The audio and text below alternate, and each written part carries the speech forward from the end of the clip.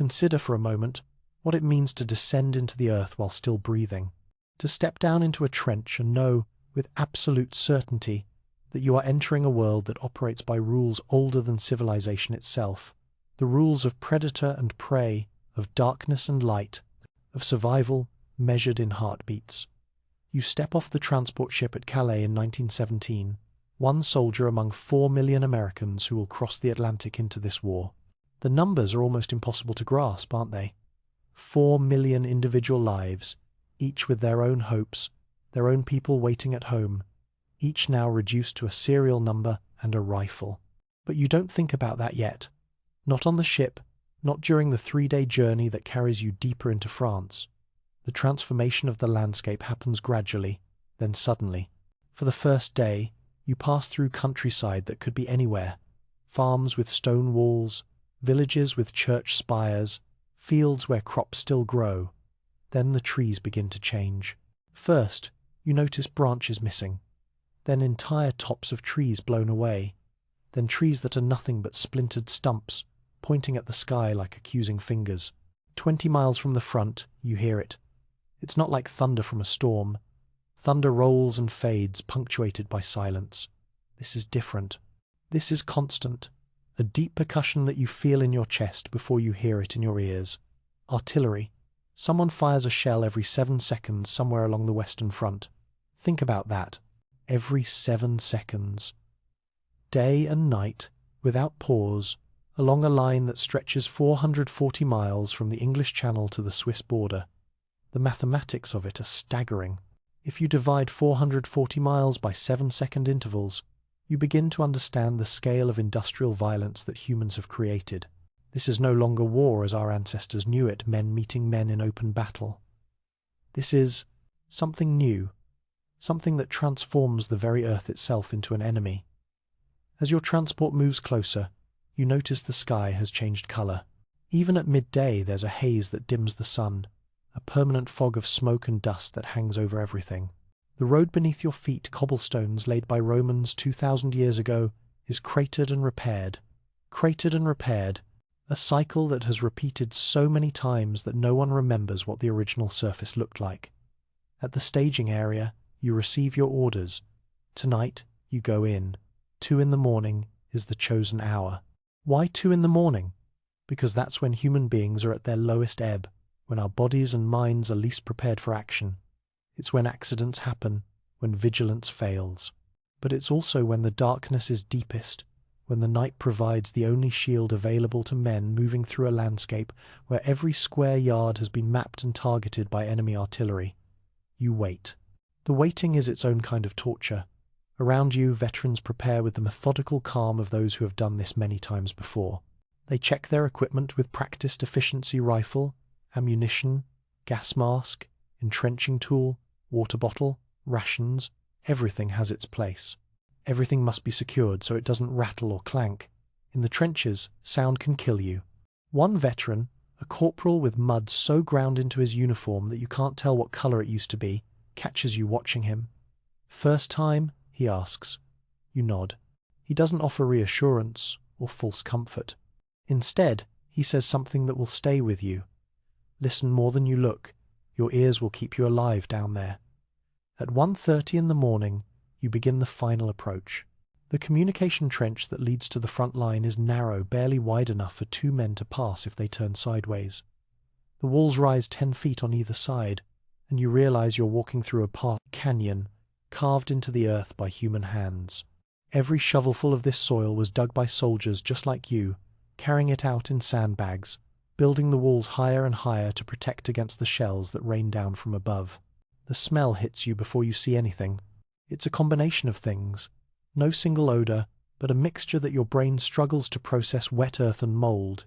Yes, but also something sweet and rotten that you instinctively know is decomposition. There's a chemical tang, too, something sharp that burns in your nostrils.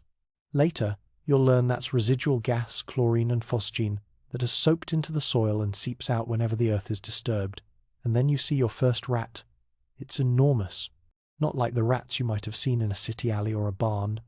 This creature is the size of a cat, sleek and fat, and it regards you with black eyes that show no fear whatsoever. These rats have no natural predators here. They feast on a resource that is, tragically, abundant.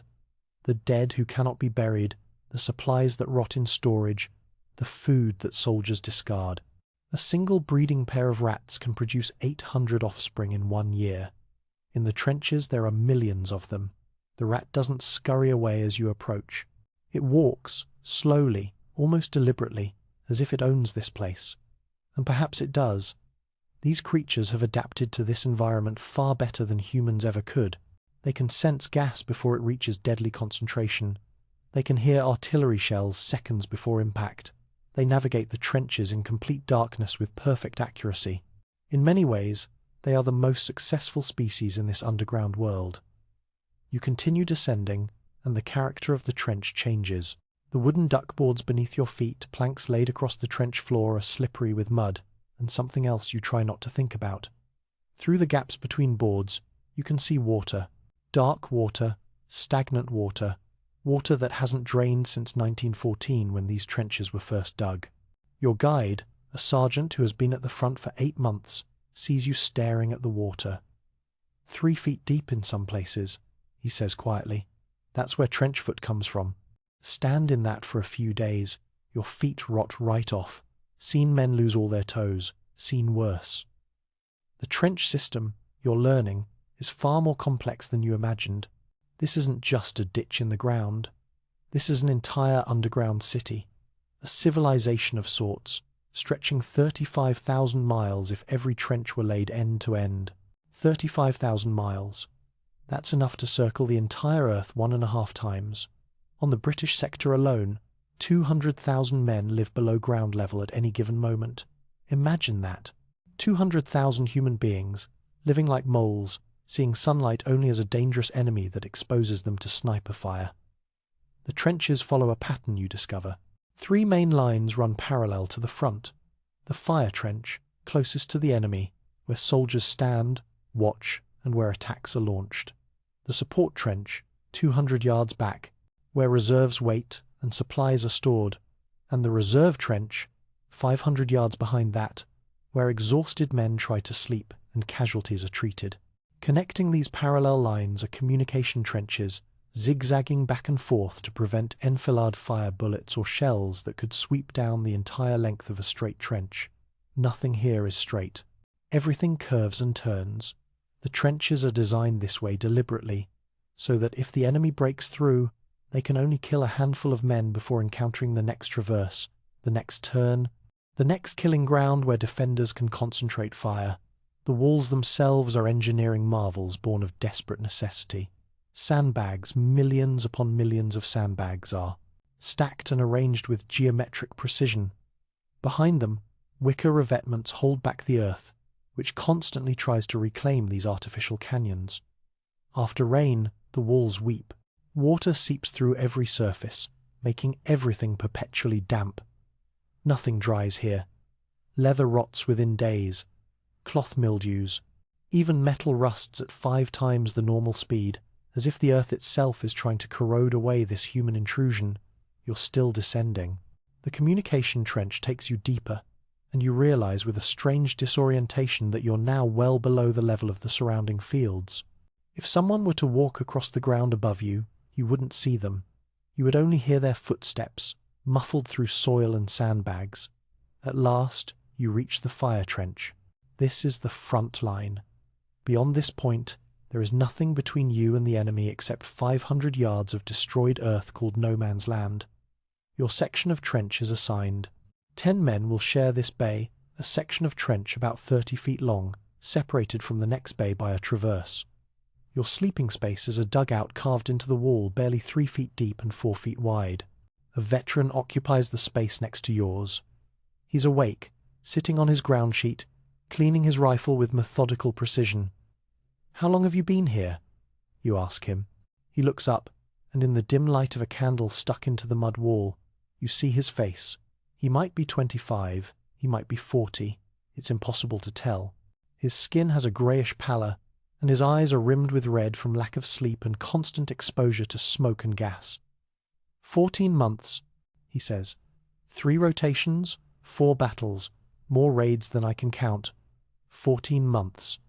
You try to imagine living like this for 14 months. 420 days of mud and fear, of brief sleep interrupted by bombardments, of watching friends die in ways you never imagined possible.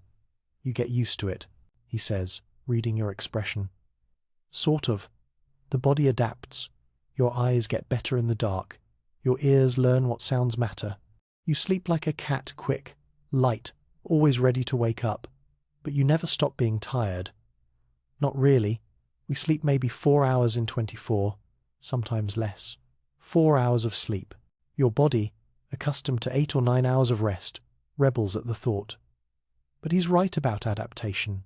Humans are extraordinarily adaptable creatures.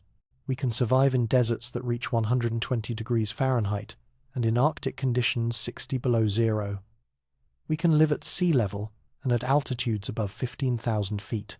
Our bodies, our minds, our spirits find ways to endure what seems unendurable, but there's a cost.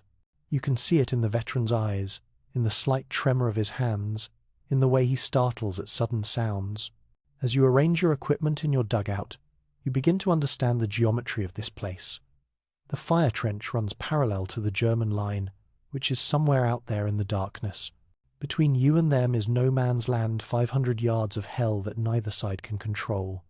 Behind you, the support and reserve trenches provide depth to the defense. Below you, in some sectors, miners are digging tunnels that extend under no man's land itself, placing explosives beneath enemy positions. This is 3-dimensional warfare, combat that happens on the surface, underground, and increasingly in the air above. Every dimension has its own rules, its own dangers, its own mathematics of survival. The sergeant appears, moving down the trench with the confidence of someone who could navigate this maze blindfolded. "Stand to in 5 hours, he announces. "Get what sleep you can. First watch is already posted. Stand to."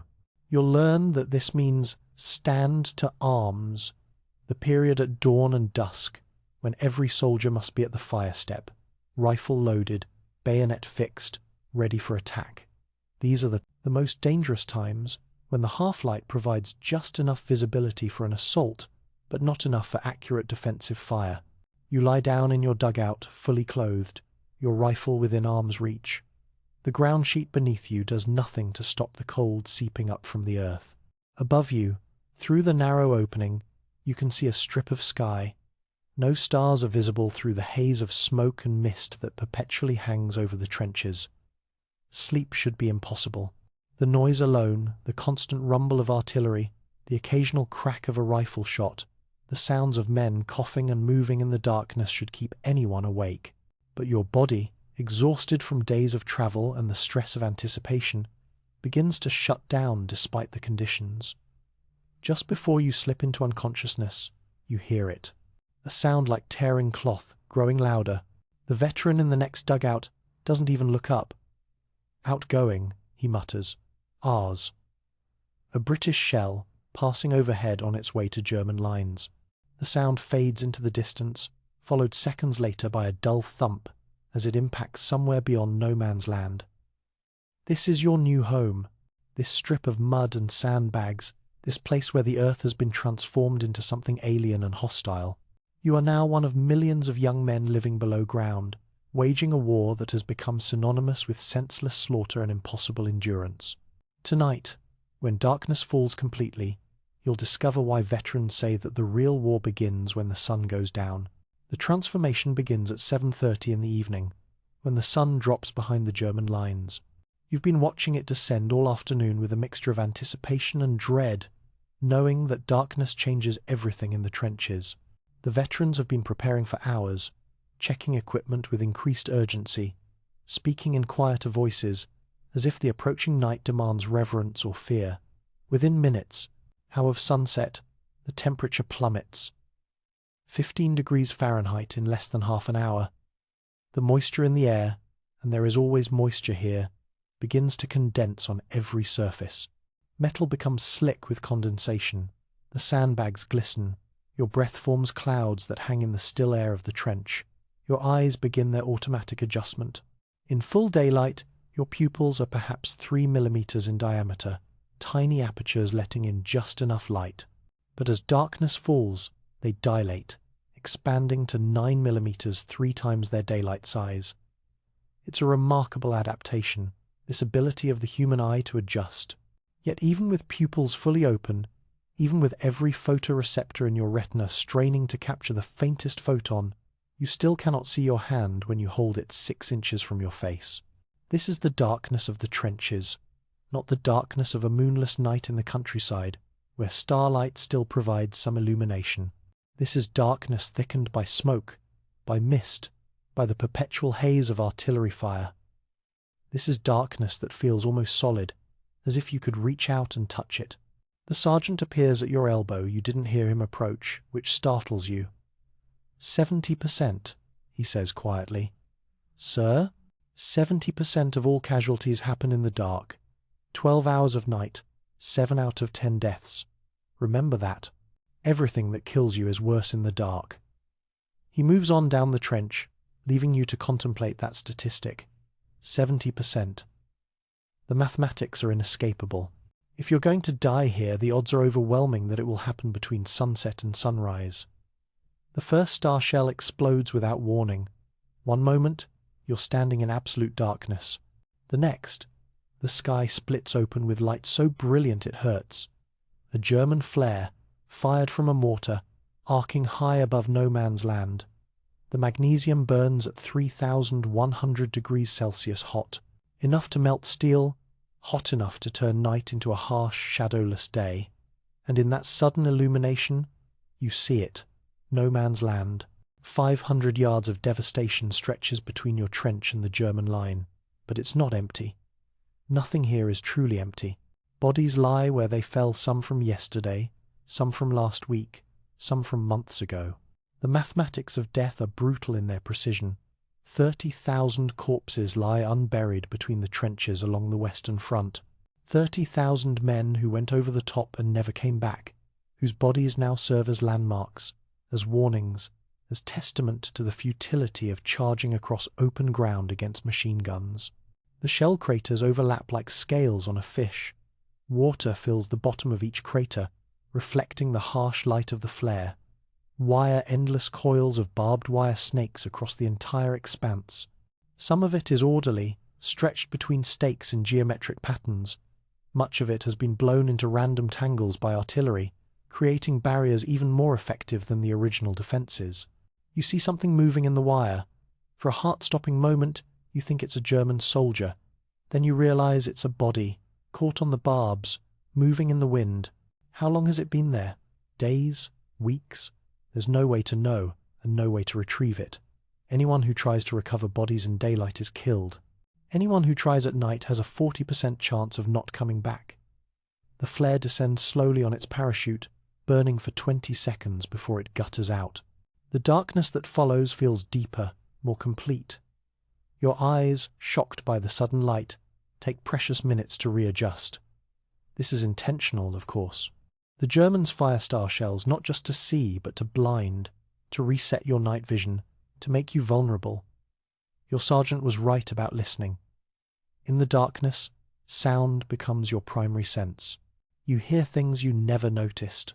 Before the constant drip of water somewhere nearby, the rustle of rats in the sandbags, the breathing of the man standing next to you at the fire step. And then you hear the sounds that matter. A crack splits the night, sharp, immediate. The veteran beside you doesn't flinch. Mauser, he says calmly. Already passed. You're confused, until he explains. The crack of a rifle means the bullet has already gone by. Sound travels at approximately 1,100 feet per second. The bullet from a Mauser rifle travels at 2,800 feet per second. By the time you hear the shot, the bullet is already downrange. If it was going to hit you, you'd never hear it coming. But the whistle of an incoming artillery shell that's different. That sound gives you 4 seconds. 4 seconds to drop flat, to find cover, to pray. The shell's trajectory arcs high above the trenches, and as it descends, air rushing past the shell creates that distinctive whistle. 4 seconds. It's not much, but it's something. Veterans can distinguish between shells by sound alone: the heavy crump of a high-explosive round, the wobbling sound of a gas shell, the shriek of shrapnel. Machine guns start firing from the German lines. You can't see the muzzle flashes, they're too far away, and the Germans use flash suppressors. But you can hear the distinctive sound, a ripping noise like tearing canvas, 600 rounds per minute. That's 10 bullets every second, each one capable of killing at a range of up to 2,000 yards. The mathematics of machine gun fire are terrifying in their efficiency. Each gun can cover 600 yards of front. The guns are positioned to create interlocking fields of fire, meaning that any point in no man's land can be hit by at least 2, usually 3 different machine guns. If you tried to cross 100 yards of open ground at night, running at full speed, it would take you 40 seconds. In those 40 seconds, 8 machine guns could fire 3,200 rounds into your path. The chances of survival? They can be calculated with cold precision. At night, with limited visibility, perhaps 60% of those rounds would miss. But that still leaves 1,200 bullets finding their targets in a space roughly 100 yards wide and 6 feet tall. The probability of making it across without being hit is effectively zero. Yet men try. Every night, somewhere along the front, men go over the top. Some are ordered on raids. Some are trying to retrieve wounded comrades. Some, driven mad by the constant stress, simply climb out and start walking. The results are always the same. Another star shell explodes, this time from the British side. Your artillery is trying to illuminate the German wire, looking for signs of a raid. In the brief light, you scan the enemy trench line. It looks exactly like yours: sandbags, wire, the occasional steel helmet visible above the parapet. Men, just like you, speaking a different language, following different orders, but trapped in the same hell. The sergeant returns, moving down the trench with practiced silence. "Patrol tonight," he announces quietly. 20 men, volunteers only. No one speaks. A patrol into no man's land has a 40% casualty rate. That means 8 men will die or be wounded, 8 out of 20. The odds are slightly better than a coin flip, but not by much. "I'll go," you hear yourself say. The words surprise you as much as they surprise the sergeant. He nods slowly. "Good man. Report to Lieutenant Harris at 2300 hours. Bring your rifle, leave your pack, blacken your face, remove anything that makes noise." Why did you volunteer? Looking back later, you'll struggle to explain it. Fear of being thought a coward, a desire to prove yourself, or perhaps something simpler, the knowledge that refusing would mean a court-martial, and the firing squad is worse than taking your chances in no man's land. The hours before the patrol are the longest of your life. You prepare with meticulous care, following the instructions of veterans who have survived such missions. Burnt cork from a candle flame blackens your face and hands. Every button on your uniform is checked, every buckle tightened so it doesn't clink. Your identification tags are wrapped in cloth to prevent them from rattling. You tape down the bolt handle on your rifle with friction tape.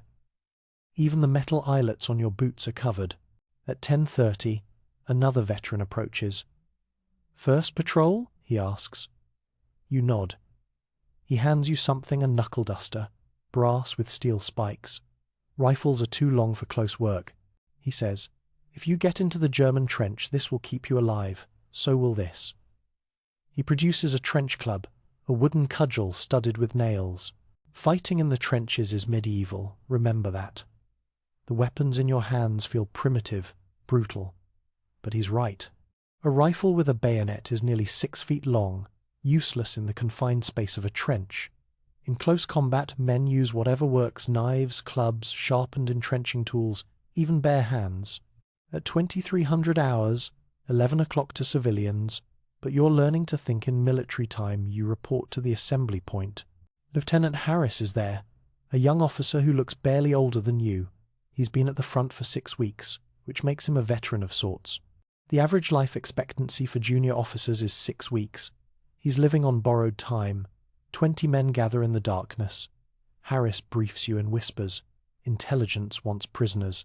German deserter reports they're rotating new troops into the sector tonight. We need to confirm. We go out at midnight, Move north along our wire, then cut across to the German line. We'll be out approximately 1 hour. Move only when it's dark. If flares go up, freeze and drop. Don't look up, your face will give you away. Questions?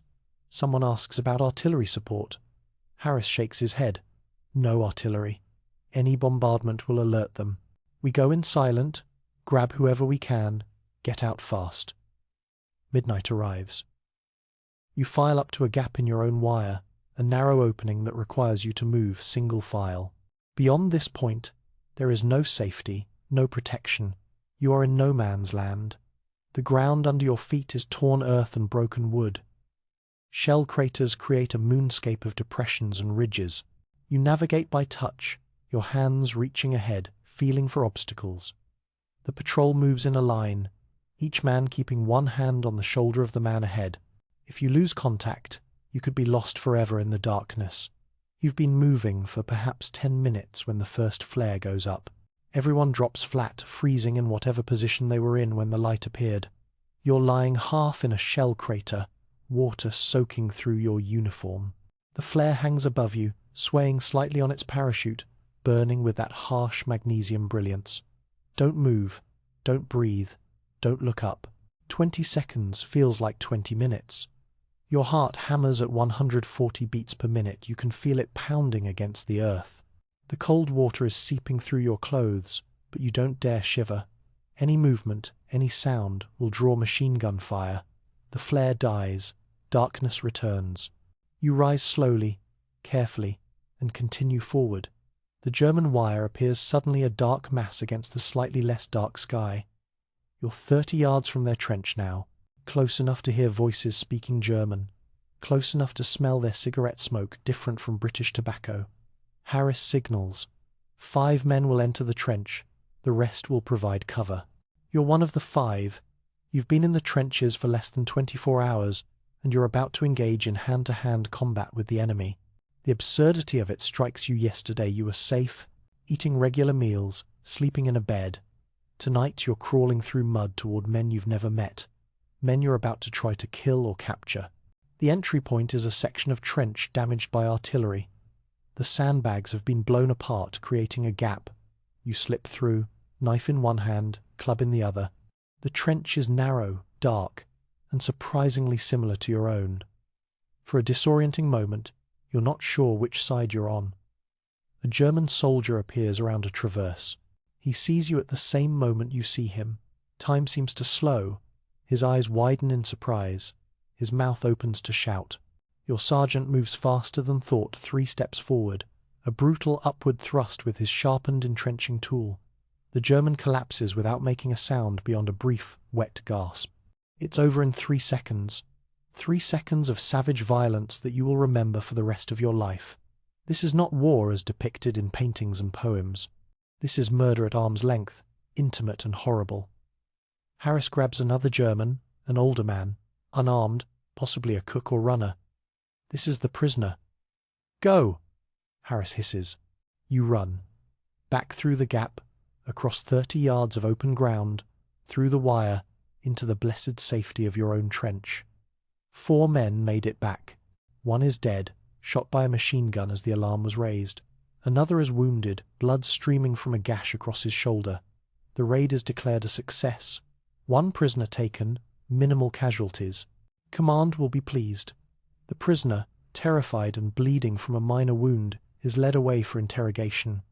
You stand at the fire step, hands shaking, trying to process what just happened. You've been in combat. You've seen a man killed. The sergeant who did the killing is calmly cleaning his entrenching tool, scraping off blood and tissue with methodical precision. First one's the hardest, he says, not looking at you. After that, it's just something you do, like cleaning your rifle or filling sandbags. Just something you do to stay alive. This is the night war. This is what happens when darkness falls and the normal rules of civilization cease to exist. Every single night, somewhere along the 440-mile Western Front, scenes like this play out. Raids, counter-raids, patrols, sniper kills, the constant grinding violence that produces 5,000 casualties every week during periods that command calls quiet. Dawn is still hours away. You have survived one night. 166 more to go before your rotation ends. Midnight. There is something about this hour that changes the character of everything. Perhaps it's psychological, the knowledge that you're equidistant from yesterday and tomorrow, suspended in a moment that belongs fully to neither. Or perhaps it's physiological, your circadian rhythm. That ancient internal clock recognizes midnight as the nadir of human alertness, when reaction times slow and judgment falters. Whatever the reason, the killing intensifies at midnight. Statistics compiled by battalion commanders reveal a pattern that repeats across the entire Western Front. 60% of all raids launch between midnight and 3 in the morning. Not at dusk, when darkness first provides cover. Not at dawn, when attacking out of the sunrise gives tactical advantage. Midnight, the hour when defenders are most exhausted, most vulnerable, most likely to be caught unprepared. You're back at the fire step, your heart still racing from the patrol an hour ago. The image of the German soldier, the moment when the sergeant's entrenching tool struck home, replays in your mind with unwanted clarity. You understand now why veterans develop that 1,000-yard stare, that distant look. It's not that they've seen too much. It's that they've learned to stop truly seeing, to file away memories in some locked compartment of the mind where they can't interfere with the immediate demands of survival. The sergeant appears beside you. His movements are almost supernatural in their silence. You never hear him coming until he's there. "You did well tonight," he says quietly. "First combat is always hard. But you followed orders, kept your head. That's what matters." You want to ask him how many men he's killed, how many times he's driven that sharpened tool into human flesh, but the question seems both too intimate and too obvious. The answer is written in the practiced efficiency of his movements, in the complete absence of hesitation. "Get some rest," he says. "We're on again tomorrow night. Different sector, different target. Intelligence thinks there's a German listening post about 200 yards out. We're going to find it." Rest. The concept seems laughable, but you stumble back to your dugout, where sleep comes instantly despite everything, your body overriding your racing mind, shutting down into unconsciousness born of pure exhaustion. 2 hours later, you wake to the sound of whistles. Not the whistle of incoming shells, these are human whistles, shrill and urgent, coming from the German line. An attack is launching. Not against your sector, but somewhere close. Close enough that you can hear it. The veterans are already at the fire step, rifles ready, peering into darkness that reveals nothing. "Stand ready," an officer shouts down the line. "Rifles loaded, fix bayonets." The metallic click of bayonets locking onto rifles runs down the trench like a wave. You fumble with your own, hands clumsy with fear and fatigue. The bayonet's 17 inches of sharpened steel transforms your rifle into a spear over 6 feet long. It's a weapon that hasn't fundamentally changed since the ancient Greeks formed their phalanxes. In an age of machine guns and artillery, men still charge at each other with pointed sticks. The sound from the German sector grows louder, rifle fire, constant and rapid, the deeper rattle of machine guns, the crump of grenades. The Germans use stick grenades, the steel hand grenade, nicknamed potato mashers by British troops. They have a distinctive sound, deeper than British Mills bombs, and screaming. You can hear men screaming, even at this distance. The sounds of combat, of injury, of death, carry across no man's land with terrible clarity. "They're hitting the Somerset Regiment," the sergeant says, identifying the target by sound alone. "Third time this week. Germans want that section of trench. It overlooks one of their supply routes." You watch the horizon glow with muzzle flashes and exploding grenades. Flares arc into the sky constantly now, turning the distant battlefield into a flickering nightmare. From your position, you can see the whole thing play out, like watching distant lightning, brief illuminations revealing nothing clearly, just suggestions of movement and violence. The attack lasts 20 minutes. Then the sound diminishes, fading back to the normal nighttime rumble of artillery. Did the Germans succeed? Did they capture the trench? How many men just died in those 20 minutes? There's no way to know. You'll hear tomorrow through the rumour network that connects every unit on the front. But for now, all you know is that somewhere close by, men fought and died in the darkness. The next night, you're selected for another raid. This is the rhythm of trench warfare, periods of mind-numbing routine, punctuated by moments of extreme violence. You're becoming familiar with the preparation ritual, blackening your face, taping down anything that might rattle, checking your weapons. The trench club feels more natural in your hand now. The knuckle duster fits your fingers like it was made for them. Tonight's raid is more complex. Lieutenant Harris gathers 20 men again, but this time the objective is different. Intelligence reports a German listening post, 200 yards into no man's land, a small position, probably just 3 or 4 men, sitting in a Bremen shell crater with a field telephone line running back to their trenches. These listening posts are the eyes and ears of the defensive system, reporting on British movements, calling down artillery on anything they detect. The mission is simple: locate the listening post, kill or capture everyone there, cut their telephone line, return. Simple. The word seems obscene when applied to anything that happens in no man's land. The preparation takes 2 hours this time.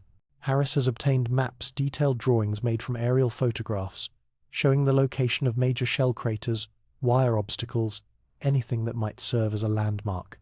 You study these maps by candlelight, memorizing the route: third crater north of the burnt tree stump, then northeast to the double crater formation, then due east to where intelligence believes the listening post is located.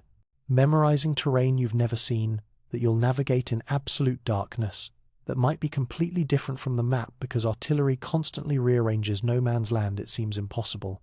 But there's no choice. You commit the route to memory as best you can. At midnight precisely you go over the top. The ground is different tonight. It rained earlier in the evening, and everything is slick with mud. Your boots, wrapped in sandbags for silence, slip on the crater edges. Progress is slow, measured in yards per minute rather than miles per hour. The patrol moves in single file again, each man touching the one ahead. The burnt tree stump appears suddenly, or rather, what's left of it. Artillery has reduced it to a blackened spike no taller than a man. You count craters to the north. 1, 2, 3.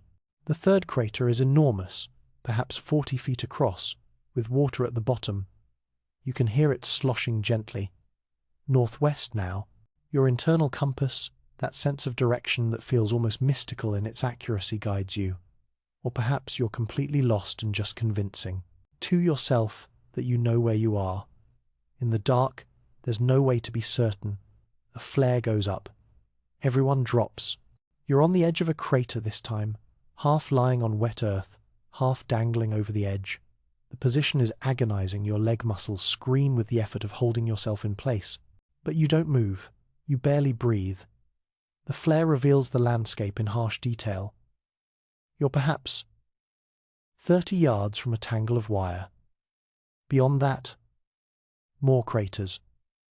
And there is that movement, a shape that might be a helmet, visible for just a second before the flare dies. Contact, Harris whispers. 100 yards, 2 o'clock. You see it now, the listening post. It's exactly where intelligence said it would be, a position in an overlapping series of shell craters that provides both cover and good sight lines back toward the British trenches. The Germans have been clever. They've positioned themselves where any British raid would have to cross open ground to reach them. Harris makes quick decisions. We approach from 3 sides. You, he points to you and 4 others, circle north and come in from that direction. We'll give you 5 minutes, then we hit from the west. Synchronized attack. Kill or capture, but do it quietly. No shooting unless absolutely necessary. You separate from the main group, crawling now, moving with agonizing slowness. Every sound seems amplified: the scrape of your rifle against rock, the rasp of your breathing, the pounding of your heart. You're certain the Germans can hear you, that any second they'll open fire or call down artillery. 5 minutes. You count the seconds in your head, trying to maintain some sense of time. 100, 200, 300. At what you estimate is 4 minutes 30 seconds, you position yourself at the edge of the crater. Peering over, you can see them now, 3 German soldiers, sitting in the bottom of the crater. One is on the telephone, speaking quietly in German. Another is eating something. You can hear the faint sound of chewing. The third is watching toward the British lines, rifle ready. The attack happens so fast that you barely register it. Harris and his group come over the edge of the crater from the west. The German sentry shouts one word, "Cut off," as Harris's club catches him across the temple. The man on the telephone drops the receiver and reaches for his rifle, but your sergeant is already there, knife in hand. You slide down into the crater, nearly losing your footing. The third German, the one who was eating, looks up at you with an expression of such complete surprise that for a moment you're frozen. He's young, maybe 18, with a smear of jam on his chin. His rifle is leaning against the crater wall, 3 feet away. He looks at you. You look at him. Your trench club is in your hand. Your arm moves almost of its own accord. The German tries to dodge, but in the confined space there's nowhere to go. The club catches him on the shoulder, driving him down. He curls into a ball, hands over his head, whimpering something in German that you don't understand but recognize as pleading. "Alive!" Harris hisses. "We need prisoners." Your arm stops mid-swing. The young German is crying now, terrified, expecting the blow that will kill him. Instead, you grab his collar and drag him out of the crater. Another soldier binds his hands with wire. The telephone line is cut. The other 2 Germans are dead, killed with an efficiency that still horrifies you even after several nights of this. The entire action took less than 30 seconds from first contact to completion. The return journey is faster, but more dangerous. The Germans know something is wrong. The telephone line has gone dead. Their listening post isn't reporting. Flares go up constantly, forcing the patrol to freeze every few seconds. Machine guns fire at shadows, tracers arcing across no man's land in beautiful deadly curves. You make it back with all of 20 men alive and 2 prisoners, the young German from the listening post, and another soldier captured by a different team member. Command will be very pleased. 2 prisoners in one night is considered a significant intelligence coup. As you drop into the safety of your own trench, the adrenaline begins to fade. Your hands start shaking. Your legs feel weak. You slide down with your back against the sandbags, breathing hard, trying to process what just happened. The young German prisoner is being led past, hands bound, eyes wide with terror. He's maybe 2 years younger than you. In different circumstances, you might have been friends. You might have worked together, studied together, shared jokes and ambitions. Instead, you nearly killed him with a club studded with nails. This is the Midnight War. This is what happens when nations send millions of young men to kill each other in the dark. Every night, all along the Western Front, similar scenes play out. Small unit actions, raids, counter-raids, patrols, the constant grinding violence that produces casualties even when no major offensives are underway. The official reports will call tonight a minor action. They'll note that 2 prisoners were taken for intelligence purposes. They'll mention that a German listening post was eliminated. The reports won't mention the young soldier crying as he's led away to interrogation. They won't describe the sound a sharpened entrenching tool makes when it strikes bone. They won't capture the smell of fear and blood in a shell crater at midnight. You're learning what the veterans already know. The real war isn't the big battles that make newspapers. The real war is these small, savage encounters in the dark. Night after night, week after week, month after month. An endless series of violent episodes that gradually erode everything that makes you human, replacing it with instincts more suited to predators than people. The sergeant finds you still sitting against the sandbags. "On your feet," he says, not unkindly. "Stand to in 4 hours. You need sleep." 4 hours. If you fall asleep now, you'll get maybe 3 hours before stand to. 3 hours of rest between violent actions. This is the rhythm of the trenches, the pace that breaks men down until their shells moving through routines, their minds elsewhere, their humanity filed away in that locked compartment where memories can't hurt them. You stumble to your dugout. The veteran in the next space is snoring softly, somehow sleeping through artillery that continues to thunder in the distance. You lie down on your ground sheet, still wearing your muddy uniform, and close your eyes. Sleep comes instantly, and with it, dreams of a young German soldier with jam on his chin, looking up at you with eyes that expect death. There is a war beneath the war. While you fight in the trenches, in the mud and wire and constant artillery fire, another battle rages in a dimension you barely knew existed. Beneath your feet, sometimes 120 feet down, deeper than most subway systems, deeper than the roots of the oldest trees men are digging. They call themselves tunnelers, though that word doesn't capture the specialized nature of what they do. These are miners, recruited from the coal regions of Britain, from the tin mines of Cornwall, from anywhere men have learned to work in spaces where the earth presses in from all sides and the darkness is absolute. 25,000 specialist miners serve on the Western Front, and the tunnels they've dug extend 19 miles under no man's land. 19 miles of galleries, shafts and chambers carved through chalk and clay, an entire hidden battlefield where enemies sometimes break through into each other's tunnels and fight with pistols and knives in spaces 3 feet wide, where the only light comes from candles that flicker and die when oxygen runs low. You first learn about the tunnelers during your 3rd week in the WWII. Trenches. A sergeant from another company mentions them casually, as if everyone knows about the war underground. But you don't. The tunneling operations are kept relatively secret, not because they're classified exactly, but because speaking about them seems to invite bad luck. Every soldier in the trenches knows that beneath them, the earth might be hollowed out, packed with explosives, waiting to detonate. The entrance to the tunnel system in your sector is concealed in a dugout that looks no different from dozens of others. But when you're selected for a work party to carry supplies down, you discover the truth. Beyond a hanging canvas curtain, stairs descend into darkness. Not the rough-cut steps of a normal dugout, but carefully constructed stairs with wooden supports and handrails.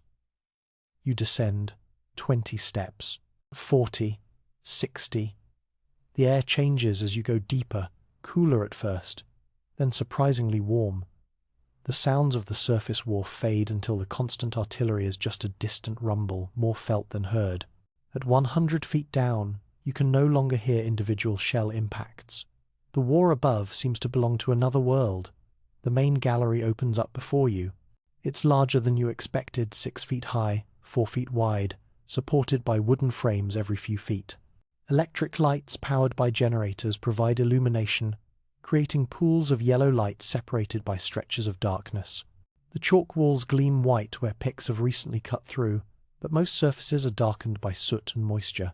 Tunnelers move past you with the economical movements of men who have learned to work in confined spaces. They're distinctive even in the dim light, smaller than average infantry soldiers, often stripped to the waist despite the chill, muscles developed by endless hours of swinging picks and shoveling earth. Their faces are white with chalk dust, making them look like ghosts. "First time down?" one of them asks. His accent is thick. "Welsh." You think, though you're learning that British regional accents are sometimes impenetrable to American ears. You nod, not trusting your voice. The weight of earth above you is suddenly very present in your mind. 100 feet of soil and chalk, pressing down. If the tunnel collapsed, "Don't think about it," the tunneler says, reading your expression. "These galleries are safe. It's only at the face, the working end, where things get dangerous. That, and when we hit a German tunnel, then it gets very dangerous indeed." He explains the system as you carry your load of timber, supports deeper into the tunnel. The main gallery runs parallel to the front line, about 100 feet back from the fire trench. From this main artery, smaller tunnels branch off, extending under no man's land toward the German lines. These are the offensive tunnels, the ones that will eventually hold enough explosive to destroy entire sections of enemy trench. But the Germans are digging too. Countermining, they call it. Both sides have learned to listen for each other, pressing stethoscopes called geophones against the tunnel walls, detecting the sound of picks and shovels working through earth. The chalk beneath the Somme is perfect for tunneling, soft enough to dig through relatively easily, hard enough to hold its shape without constant shoring. But it has one dangerous property: it transmits sound perfectly. You can hear Jerry working 500 yards away if you listen right, the tunneler says. The trick is figuring out exactly where they are and how deep. Get that wrong, and you might blow a mine right under your own men. The working face is at the end of a tunnel that seems to stretch forever. You crawl the last 100 yards. The tunnel here is only 3 feet high, requiring you to move on hands and knees through mud and water. Your breathing becomes labored. The air is thick, heavy with moisture, and the smell of sweat and earth. At the face, 6 men work in shifts. The space is barely large enough for them to swing their picks. They work in silence, broken only by the sound of metal biting into chalk and the scrape of shovels. Every few minutes, someone passes a sandbag full of spoil back down the tunnel. These bags will be carried to the surface and emptied into the communication trenches, the earth mixed with regular trench repairs so the Germans won't realize how much digging is happening. The temperature at the face is 95 degrees Fahrenheit. The men are soaked with sweat despite being nearly naked. They work in shifts of 6 hours any longer, and the heat and poor air quality would kill them. Even so, you can see the strain in their faces, the way they gulp water during brief rests. How far until you reach the German line, you ask. The shift leader, a sergeant with the build of someone who has spent his entire life underground, wipes his face with a rag. Another 40 feet horizontal, we think. Then we'll dig a chamber, pack it with ammonal, and blow a crater that'll swallow their entire front-line trench. 40 feet. At 2 feet per day, the maximum safe speed for this kind of work, that means 20 more days of digging. 20 days of hoping the Germans don't detect this tunnel, don't dig a countermine that breaks through and forces a vicious underground battle, because that happens. The veteran tunnelers have stories, tales of breaking through into German galleries, of firefights with pistols in spaces so confined you can't raise your arms, of knife fights in the dark where you can't tell friend from enemy except by touch. They speak of camouflage charges, small explosions designed to collapse enemy tunnels without breaking the surface, and the horrible death by carbon monoxide poisoning that results when these charges detonate in enclosed spaces. The mathematics of underground warfare are different from surface combat, but no less brutal. A charge of 100 pounds can collapse a tunnel 50 feet away. A charge of 1,000 pounds can create a crater on the surface. The big mines, the ones that make newspaper headlines, contain 30 tons of ammonal explosive. 30 tons. That's 60,000 pounds of explosive power, enough to create craters 300 feet across and 90 feet deep. On June 7th, 1917, the British detonated 19 of these massive mines simultaneously under Messines Ridge.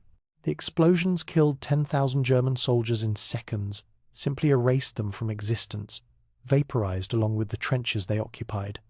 The sound was heard in London, 140 miles away. Seismographs in Switzerland, 300 miles distant, registered the explosions as an earthquake. Think about that for a moment. The explosive force was so great that it created seismic waves that traveled through the Earth's crust to another country. The blast was equivalent to approximately 1 million pounds of TNT. Soldiers watching from the British lines reported that the ground rippled like water, that the sound was so loud it transcended hearing and became pure physical sensation, a pressure wave that compressed organs and made blood vessels burst. But most mine warfare is smaller scale, more personal. You're still carrying supplies down to the working face 2 weeks later when you hear it, a sound that makes every tunneler in the gallery freeze. Tapping. Rhythmic, deliberate tapping coming through the chalk walls. "Jerry," someone whispers. "They've got a tunnel close. Very close." The shift leader presses a geophone against the wall, listening intently. His face is grim when he pulls away. "Parallel gallery," he says. "Maybe 20 feet south of us, maybe less." They're moving toward the face. Orders come down from the officer commanding the tunnel operations. Halt all work on the offensive tunnel. Begin countermining immediately. Find the German tunnel and destroy it before they find yours. You watch as the tunnelers begin drilling a mouse hole, a small tunnel branching off from the main gallery, angling toward where they think the German tunnel is located. This is delicate, dangerous work. Dig too fast and the Germans will hear you. Dig in the wrong direction and you'll miss their tunnel entirely. But find them, break through into their gallery, and you can place a charge that will kill everyone inside and collapse their tunnel in one devastating explosion. The drilling takes 3 days. 3 days of working in near-perfect silence, listening constantly for sounds of German countermining. The tension in the underground chambers is palpable. Everyone knows that the Germans might be drilling a mouse hole of their own, might break through first, might flood the tunnel with poison gas, or simply detonate a large charge that will collapse everything. On the third day, the mouse hole breaks through. The driller, a Cornish miner with arms like tree trunks, carefully removes the final few inches of chalk. On the other side is darkness and the sound of German voices. They're close, very close, perhaps 10 feet away in their own gallery. The shift leader makes quick decisions. "Prepare a charge," he whispers. £20. We'll blow it at midnight when they're likely to have minimum crew at the face. 20 pounds of explosive in a confined space will create a shock wave that turns air into a weapon. The force will kill through overpressure, rupturing lungs, crushing organs while simultaneously producing carbon monoxide that will poison anyone who survives the initial blast. It's a horrible death, made more horrible by the knowledge that somewhere underground, German officers are planning exactly the same fate for British tunnellers. At midnight, precisely, the charge detonates. Even in the main gallery, 100 feet from the explosion, you feel it, a solid thump that makes your ears pop, followed by a wave of hot air rushing past. Chalk dust fills the tunnel, making everyone cough and gasp. When the air clears, inspectors crawl forward to assess the damage. The German tunnel has collapsed completely. The mouse hole is sealed by fallen chalk. There are no survivors. The shift leader estimates 5 to 7 Germans were in that section when it blew. You've just participated in killing men you never saw, men whose bodies will never be recovered, who died in darkness and crushing earth 100 feet underground. The surface war seems almost clean by comparison, but this is the reality of tunnel warfare. Both sides are digging, listening, trying to locate each other's galleries and destroy them before their own are destroyed. It's a 3-dimensional chess game played in darkness, where a mistake means death by explosion, suffocation, or being buried alive. The tunnellers construct entire underground cities in some sectors. The vampire dugout, named for the pale, exhausted men who emerge from it, houses 400 men 40 feet below ground. It has electric lighting, an operating theatre where surgeons perform amputations, stores for ammunition and food, sleeping quarters with actual bunks, and fresh water pumped from underground lakes that have existed in the chalk since before humans walked the earth. You visit the vampire dugout during a relief rotation. Descending the stairs is like entering another world, a world where the war is muffled and distant, where electric lights create the illusion of normalcy, where men can stand upright without fear of sniper fire or shell fragments. The medical bay is surprisingly sophisticated. A doctor, an older man with kind eyes and blood permanently staining his surgical gown, explains that underground facilities like this have transformed military medicine. "We can operate within minutes of injury," he says, "not hours later at a field hospital. That speed saves lives, particularly with arterial wounds."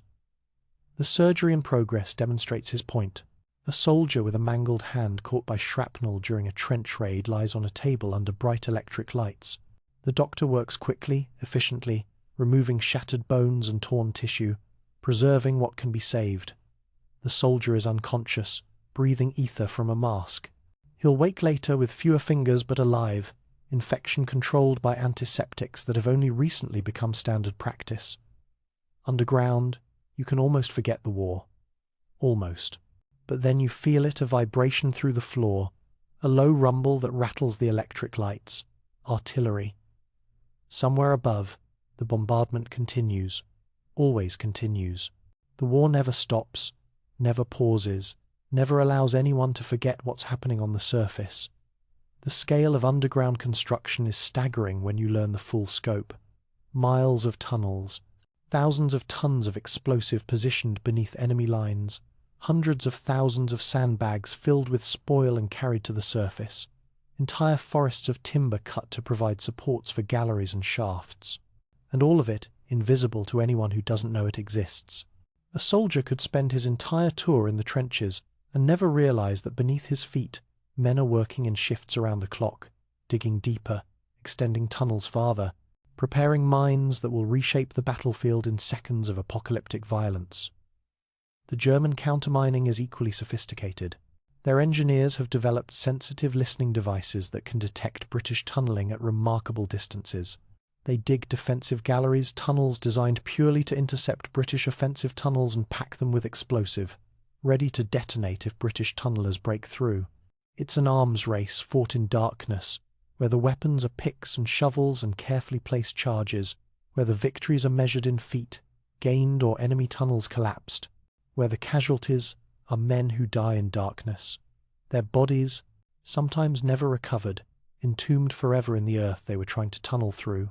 Standing in the main gallery of the vampire dugout, listening to the muffled thunder of artillery above, you realize the full three-dimensional nature of this war. Combat on the surface, combat in the air, where biplanes duel above the trenches, and combat underground, in a realm where ancient rules of siege warfare have been adapted to modern explosive technology. Every dimension has its specialists, its own tactics and strategies, but they all serve the same purpose: destroying the enemy's ability to fight while preserving your own. The tunnelers pursue this goal in conditions that most surface soldiers couldn't endure for an hour, let alone the weeks and months of continuous underground duty. You climb back to the surface as your shift ends, emerging into the cold night air of the trenches. The stars are invisible behind smoke and haze, but after hours underground, even this murky darkness feels like freedom. The earth is solid beneath your feet, not pressing in from all sides. You can stand upright, breathe air that isn't thick with chalk dust and sweat, but you'll never see the trenches the same way again. Now, you know what lies beneath. Now you understand that the battlefield extends downward as well as across the scarred landscape of no man's land. And somewhere under your feet, right now, men are digging. 4:30 in the morning. Stand to. The words are passed down the trench in urgent whispers, man to man, bay to bay. No matter how exhausted you are, no matter how little sleep you've had, when stand to is called, you move. Your body responds before your conscious mind fully wakes muscle memory developed over weeks of this routine taking over. Rifle. Check. Ammunition.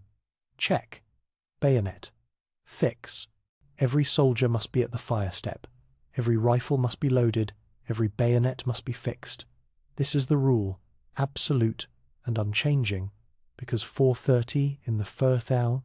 Morning is when men die. Most attacks launch at dawn. The statistics are as clear as they are brutal. 65% of all major assaults begin in that narrow window between darkness and full daylight. The reasons are tactical and obvious once explained. The half-light provides just enough visibility to navigate no man's land, to see where you're going, to avoid the worst of the wire and craters. But it's not yet bright enough for defenders to aim accurately, to pick out individual targets among the mass of men coming across. It's the mathematical sweet spot of vulnerability. Your eyes, adjusted to darkness for the past 9 hours, now face a different challenge. For hours, your pupils have been dilated to maximum width, every photoreceptor in your retina straining to capture the faintest hint of light. But as the eastern sky begins to lighten, first deep purple, then indigo, then that distinctive pre-dawn blue, your pupils must contract, your vision must adapt, and during that adaptation period, you're effectively blind. The Germans know this. British command knows this. Both sides have weaponized the dawn itself. You stand at the fire step, shoulder to shoulder with men whose names you're learning but whose faces you still sometimes struggle to remember in the dark. The veteran to your left, the one who has survived 14 months, doesn't look tired despite the early hour. He's beyond tired, beyond exhaustion. He exists in some state where sleep and wakefulness have blurred into a single mode of existence, where the body functions on pure survival instinct. Watch the wire, he says, quietly. When there's just enough light to see it clearly, that's when they'll come if they're coming. The wire. German wire stretches in front of their trenches in geometric patterns that represent thousands of hours of labour. British artillery has attempted to cut gaps in it, shelling for hours or days before an attack, trying to create paths through which infantry can advance. But wire is resilient. Even a shell that lands directly on a wire obstacle doesn't always cut it. Sometimes the explosion just tangles it more completely, creating barriers even more impassable than the original defences. And even when gaps are created, the Germans know where they are. Machine guns are pre-positioned to cover every gap with overlapping fields of fire. The mathematics are simple and deadly. If you can see the gap, German gunners can hit the gap. The sky continues to lighten.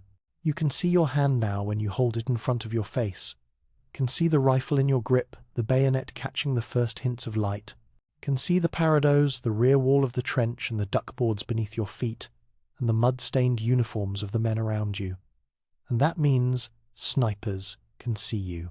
German snipers are a constant presence, and dawn is their favorite hunting time. They use the backlighting, the way soldiers standing at the fire step are silhouetted against the brightening eastern sky to pick out targets. A good sniper can kill 15 men per day. The Germans have 20,000 of them positioned along the Western Front, 20,000 marksmen, each equipped with scoped rifles that can hit a man-sized target at 800 yards. The mathematics of sniper warfare are coldly efficient. If each German sniper kills just 10 men per week, a conservative estimate, that's 200,000 casualties per week from sniper fire alone. 200,000 men, taken out one at a time, individually targeted and executed. Never light 3 cigarettes with one match, the veteran beside you says suddenly. You look at him, confused by the non sequitur. 3 men, sharing a match. First light, the sniper sees it. Second light, he aims. Third light, he fires. Always 2 men per match, never 3. It's such a specific rule, born from such precise observation of how long it takes a trained sniper to acquire and engage a target. In the darkness, a match flame is visible for miles. 3 seconds to see, aim, and fire. The third man dies. The morning hate begins at 5 o'clock precisely. It's called the morning hate because there's no better word for it. Both sides, simultaneously, begin firing artillery at maximum rate. Not aimed at specific targets, just general bombardment of enemy positions, designed to discourage dawn attacks, to kill anyone who might be massing in trenches for an assault, to remind the enemy that you're awake and ready. 15,000 shells fall in the next hour, along your sector alone. 15,000 projectiles, each weighing anywhere from 18 pounds to 200 pounds, each capable of killing anyone within 25 feet of impact. The noise is beyond description. It's not sound anymore, it's physical sensation. Pressure waves that compress your chest and make your vision blur, that turn your intestines to water and make your hands shake uncontrollably. The veteran beside you seems unaffected. He's learned to dissociate, to mentally remove himself from the experience while his body goes through the motions of survival. You try to do the same, but your nervous system won't cooperate. Every shell that screams overhead triggers a flinch response. Every impact nearby sends adrenaline flooding through your system. The bombardment creates its own weather. The heated air from thousands of explosions rises rapidly, creating updrafts that pull in cooler air from the sides. Moisture in this air condenses in the rising column of heated air, forming mist that rolls across no man's land like a living thing. This mist provides cover. Attackers can use it to cross open ground unseen. But it also traps heavier-than-air gases at ground level. Chlorine gas, phosgene, mustard gas. All are heavier than air, sinking into trenches and shell craters, flowing like invisible liquid. Chlorine is the easiest to detect. It has a distinctive yellow-green colour and smells of bleach. But phosgene is nearly invisible and smells faintly of new-mown hay, a scent so innocuous that men sometimes breathe it for several minutes before realizing they're being poisoned. Your gas mask hangs at your chest, ready position. The drill has been practiced until it's automatic. Mask on in 9 seconds or you die. 9 seconds from first alarm to face protected. The mask itself is primitive but effective. A rubberized canvas hood with glass eyepieces and a filter canister filled with charcoal and chemicals that neutralize the poison. But wearing the mask is its own kind of hell. Vision is reduced to 2 small circles of fogged glass. Hearing is muffled. Breathing requires 3 times normal effort. You must inhale hard enough to pull air through the filter and exhale forcefully to clear the exhaust valve. The rubber presses against your face, creating a seal that feels like suffocation. Panic is the greatest danger. Men rip off their masks because they feel like they're drowning, then die from the gas they were trying to escape. The whistles begin just as dawn fully breaks. Not from your sector, from somewhere to the south, maybe half a mile away. The sound of hundreds of whistles blowing simultaneously, the signal for an attack. Within seconds, the character of the artillery changes. The random bombardment becomes focused, concentrated on the area where the attack is launching. British shells falling on German positions, trying to suppress their defences long enough for infantry to cross no man's land. You can't see the attack, but you can imagine it based on the training you received, the stories you've heard, the nightmares you've developed. Thousands of men climbing out of trenches, forming lines, beginning the advance across broken ground toward enemy positions. Officers with whistles and pistols, sergeants with rifles, soldiers carrying rifles and extra ammunition and grenades and wire cutters. The machine guns open fire. You can hear them even from half a mile away, that distinctive ripping sound, sustained for seconds at a time. Each gun firing 600 rounds per minute, each round capable of killing. The mathematics are inescapable. A man running across open ground presents a target approximately 6 feet tall and 2 feet wide. A machine gun firing at that target will hit it, given enough time to aim. The only question is how many bullets it takes. The attack lasts 20 minutes. Then the whistles blow again, different pattern this time, the signal to withdraw. The men who are still alive, still mobile, retreat to their trenches. The wounded crawl or lie where they fell, crying for stretcher bearers who can't reach them in daylight.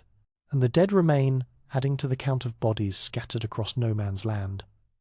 How many? You'll hear later. Maybe 200 casualties. Maybe 500. Command will issue a report. Limited objective attack achieved. Enemy position temporarily occupied before withdrawal. Our casualties moderate. Moderate. The word seems obscene when applied to hundreds of men killed or maimed in 20 minutes. As dawn completes its transition to full daylight, the rules of the trenches change again. Movement now means death. The snipers are fully operational, scanning the British lines through their scopes, looking for any hint of carelessness. A head raised above the parapet for even a second. A hand visible while reaching for something. The flash of a mirror or polished metal. You learn to move in the crouch, below the level of the fire step, never exposing yourself to the German lines. You learn that the sun is your enemy in the morning. It backlights you, makes you visible, turns you into a perfect target. You learn to use periscopes for observation, angling mirrors to see over the parapet without exposing your head. The bodies appear as the light improves. They were there all along, of course, but darkness hid them. Now, you can see them clearly, the results of last night's violence. A British soldier hanging on the German wire, perhaps from several nights ago, his uniform faded by sun and rain. A German soldier sprawled in a shell crater 30 yards out, killed by a sniper or machine gun. Fresh craters where artillery has struck, some still smoking. And the wounded, you can hear them now, calling for help. Men who were hit during the night and have been lying in no man's land for hours. Their cries are desperate, agonizing to hear. But in daylight, going over the top to retrieve them is suicide. The Germans will shoot anyone who tries. The wounded must wait until darkness falls again, must endure hours of pain and fear, and the certain knowledge that help cannot come until night. Some don't survive the wait. You watch one man, you can't tell if he's British or German from this distance, gradually go quiet over the course of the morning. His cries diminish, from shouts to whimpers to silence. By noon, he's not moving anymore. Stretcher bearers will risk their lives tonight to recover whoever they can, but many bodies will never be recovered.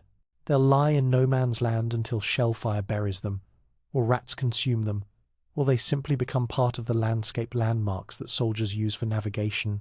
Anonymous corpses that no longer register as human. The veteran beside you has been watching your face. Gets easier, he says, not kindly, just stating a fact. First week, it bothers you. Second week, you get used to it. By the third week, you step over bodies without looking. By the fourth week, you eat your ration sitting 20 feet from a corpse, and it doesn't affect your appetite. He's right. You realize with something approaching horror. Already, after only a few weeks, you're becoming desensitized. The bodies are just objects now, no different from destroyed equipment or collapsed trenches. The humanity has been stripped away by constant exposure, by the sheer number of dead, by the psychological necessity of not thinking about each corpse as a person who had a mother, a family, hopes, and dreams. This is how men survive the trenches psychologically. By shutting down empathy, by compartmentalizing horror, by reducing everything to simple survival calculations. Is this action likely to get me killed? If yes, don't do it. If no, proceed. Emotions are a luxury that soldiers in the trenches cannot afford. The morning wears on. The sun rises higher, burning away the mist, turning no man's land into a clear killing ground where nothing can move unseen. The temperature rises despite the season, it's autumn. But in the trenches, with no shade and the constant heat from artillery fire, it feels warmer. Sweat soaks through your uniform, mixing with the mud that seems to cover everything. Flies appear, thousands of them, emerging from wherever flies wait during the cool of night. They're attracted to the bodies, to the latrines, to any organic matter. They crawl on your face while you try to eat, land in your water cup, cover the bread that's your breakfast. You wave them away, but more immediately replace them. By midday, the air is thick with flies. They're buzzing, a constant background noise that never stops. At stand down, the all clear that comes once dawn has fully passed. You're released from the fire step. You have survived another night and another dawn. You have approximately 12 hours before the cycle begins again. Stand to at dusk. The long night of darkness and danger. Stand to again at dawn. 167 more nights to go before your unit rotates to reserve trenches. 167 more cycles of this routine. 167 more chances to die or be maimed in the darkness, or at dawn, or in the bright killing light of day. You stumble to your dugout and collapse. Sleep comes instantly, despite the flies, despite the heat, despite the continuing rumble of artillery that never truly stops. Your body has learned to take rest whenever it's available, to shut down completely and recharge for the next period of danger. And somewhere in your dreams, you hear whistles blowing and machine guns firing and men screaming in no man's land, waiting for help that cannot come until darkness falls again. 3 months, 90 days, 2,160 hours. You've been in the trenches long enough now that your former life, the life before the war, before the ship crossing the Atlantic, before the descent into this underground world, feels like a story you heard about someone else. That person who slept in a bed and ate hot meals and walked freely under open sky seems impossibly distant, almost fictional. But you have survived, and survival has changed you in ways both measurable and profound. Consider your night vision. When you first arrived, darkness was your enemy, a blind void where threats could approach unseen. Now, after 3 months of living primarily in darkness, your eyes have adapted with remarkable efficiency. Your night vision has improved by 40% compared to that first night. This isn't imagination or wishful thinking, it's measurable physiological change. Your retinas now have a higher concentration of rod cells, the photoreceptors specialized for low-light vision. The neural pathways that process visual information in darkness have been strengthened through constant use. You can now navigate the trench system in complete darkness without stumbling, can identify obstacles and hazards that would have been invisible to you 3 months ago. The veteran who could move silently through the trenches, you're becoming him, not fully, not with his years of experience, but you're on that path. Your feet know where to step to avoid the worst of the mud. Your hands know the texture of sandbags and timber supports, and the cold metal of your rifle so intimately that you could assemble and disassemble your weapon, blindfolded. 40 seconds. That's how long it takes you now to field strip your rifle, clean it, and reassemble it without seeing it. 40 seconds of pure muscle memory, your fingers working independently of conscious thought, knowing exactly where every part goes, exactly how much force to apply, exactly when something isn't quite right. Your hearing has transformed even more dramatically. The human ear is capable of remarkable discrimination, but most people never develop this capability because they don't need it. You need it. Your life depends on it. You can now distinguish between British 18-pounder shells and German 77mm shells by sound alone. The British shells make a sound like tearing canvas as they pass overhead. The German shells have a higher pitch, almost a whistle. This difference, measured in hertz of frequency, is subtle enough that most people would never consciously notice it. But you notice. Your brain has been trained through repetition and necessity to process these acoustic signatures and categorize them instantly. This skill saves lives. Knowing whether incoming fire is from your own artillery or enemy artillery determines whether you take cover or continue with your task. A British shell passing overhead is routine. A German shell means immediate danger. You've learned other acoustic distinctions too. The sound of a rifle bolt being worked British Lee Enfield or German Mauser. They're different if you listen carefully. The distinctive click of a grenade pin being pulled. The particular sound that a gas shell makes when it impacts, wobbling slightly as it falls, then landing with a duller thump than a high explosive round because the casing is thinner to maximize the chemical payload. Your body has changed in other ways, some of them less beneficial. Your feet, despite your best efforts, have developed early-stage trench foot. You rub whale oil on them twice daily, change your socks whenever possible, try to keep them dry, but dry is a relative concept in the trenches. The best you can achieve is not currently submerged in standing water. Trench foot begins with numbness. Your feet lose sensation, becoming heavy and unresponsive. Then comes the swelling, as fluid accumulates in the tissues. The skin turns red, then purple, then black. If the condition progresses far enough, 20,000 British soldiers this winter will lose toes to trench foot. Some will lose entire feet. You're lucky caught early, treated with oil and enforced rest. Your case hasn't progressed to permanent damage. But your feet ache constantly now, a dull throb that never entirely goes away. Your hands have transformed too. The soft hands of your previous life have been replaced by calloused, scarred hands that can grip a rifle for hours without cramping, that can hold a shovel or pick without developing blisters, that can touch things that would have made you flinch 3 months ago. Your nails are broken and dirty despite efforts to maintain basic hygiene. Your knuckles are scarred from the countless minor injuries that accumulate when living in a space made of rough wood and metal and wire. Sleep has become a mystery unto itself. Your brain has rewired its relationship with rest. You now sleep in segments, 2 hours here, 90 minutes there, never a full night's uninterrupted rest. Your body has learned to enter deep sleep almost instantly when the opportunity presents itself, then wake fully alert at any unusual sound. Normal sounds, the constant rumble of artillery, the crack of distant rifle fire, the scurrying of rats, these no longer wake you. But the whistle of an incoming shell, a shout of alarm, the subtle change in pitch that indicates gas, these pull you from sleep to full consciousness in seconds. Veterans call this sleeping with one eye open, though that's not literally accurate. What's actually happening is that your brain has learned to monitor auditory input, even during sleep, filtering for specific threat signatures. It's an exhausting way to exist, and the cumulative sleep deprivation takes its toll, but it keeps you alive. You've developed the ability to distinguish sounds that matter from sounds that don't. Rats gnawing on corpses sounds remarkably like rain on tin, an unsettling discovery that made you investigate the first time you heard it. Gas shells make that distinctive wobbling sound. Machine gun bullets create tiny sonic booms as they pass close by, miniature cracks in the air that your ears have learned to track. The unit has developed its own nighttime language. Verbal communication in darkness can be dangerous voices, carry surprisingly far in the still night air, and the Germans might be listening. So you communicate through other means. Clicking tongues means enemy near.